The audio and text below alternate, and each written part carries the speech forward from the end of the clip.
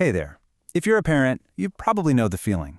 You're trying to connect with your kids, but it feels like you're constantly fighting for their attention against a little glowing screen. It's a tough spot to be in for sure. So today, we're going to get into it and talk about some real practical strategies. And it all starts with a question that might hit a little close to home. Does this look familiar? You call their name, nothing. You ask them to come for dinner, it's like you're not even there. If you've ever felt that, just know you are so not alone. It's pretty much a universal thing for parents right now. But what if I told you the problem isn't really about your kids' willpower? You see, what's really going on is that we're all, especially our kids, stuck in what we can call the attention game. It's this constant battle for their focus, and honestly, it's a game that's almost impossible for them to win, or even just to walk away from. Let's dig into why the deck is so stacked against them. And this is really the key thing to get. This isn't a fair fight. At all.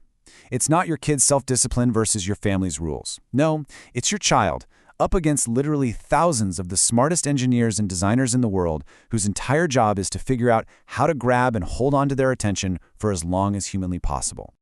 So let's kind of pull back the curtain on how they do it. The reason it's so hard to look away from these apps is because they aren't just neutral tools sitting on a phone. They are built with a very specific purpose, and you can see that architecture in pretty much every app our kids are using. The core idea is right here. These platforms are engineered to do one main thing: keep our eyes glued to the screen. And the way they do it is by getting rid of all the natural stopping points. You know, the little signals that would normally tell our brains, okay, that's enough, time to do something else. And they have a few key tricks up their sleeve. I'm sure you recognize these. There's autoplay. The next video starts before you've even decided you want to watch it. Then you've got notifications, those little red dots and pings that create an itch in your brain that you just have to scratch. And of course, the big one, the endless feed. There's no bottom of the page, no end of the chapter. You can just keep scrolling forever. And this quote just nails it, doesn't it? It's the perfect analogy. You tell yourself, okay, just one more video, or I'll just see what the next post is. But the bag literally never runs out. It's designed that way. And if that's hard for us as adults, imagine what it's like for a kid whose brain is still developing things like impulse control. So, what do? This is where we stop feeling overwhelmed and start getting strategic. We're going to talk about building a parent's first aid kit. And listen, this is not about banning everything or creating a bunch of rules that are impossible to enforce. It's about changing our whole approach from being a rule maker to being a strategist.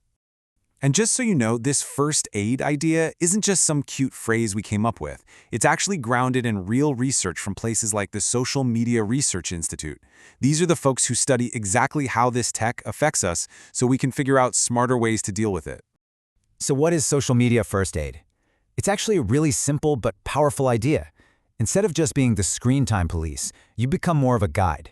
You work with your kid, using what you now know about how these apps are designed to help them build the skills they need to navigate this world on their own. All right, so how do we actually put this into action? This is the game plan. Once you understand the design of the apps, it changes the entire conversation you can have with your kids. The goal isn't just about yelling, "Get off your phone" anymore. It's about having a real, honest talk about what they're experiencing. And the process is pretty straightforward.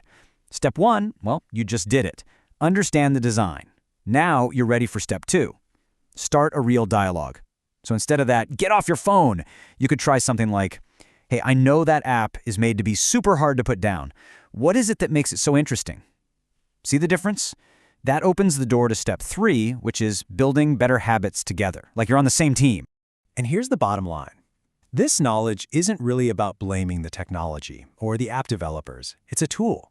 It gives you and your kid a shared language to talk about what's actually going on. It takes the problem and puts it on the outside. It stops being you versus your kid, and it becomes us versus the algorithm. So, that brings us to the end. I want to leave you with a little challenge. Now that you have this new perspective, what's one question you can ask your child about their apps tonight? Not about homework, not about chores.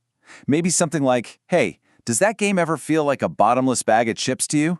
Or even, "What's the one thing about TikTok that makes it so hard to close?" Just starting that conversation, well, that's the first and biggest step you can take. Thanks so much for joining me.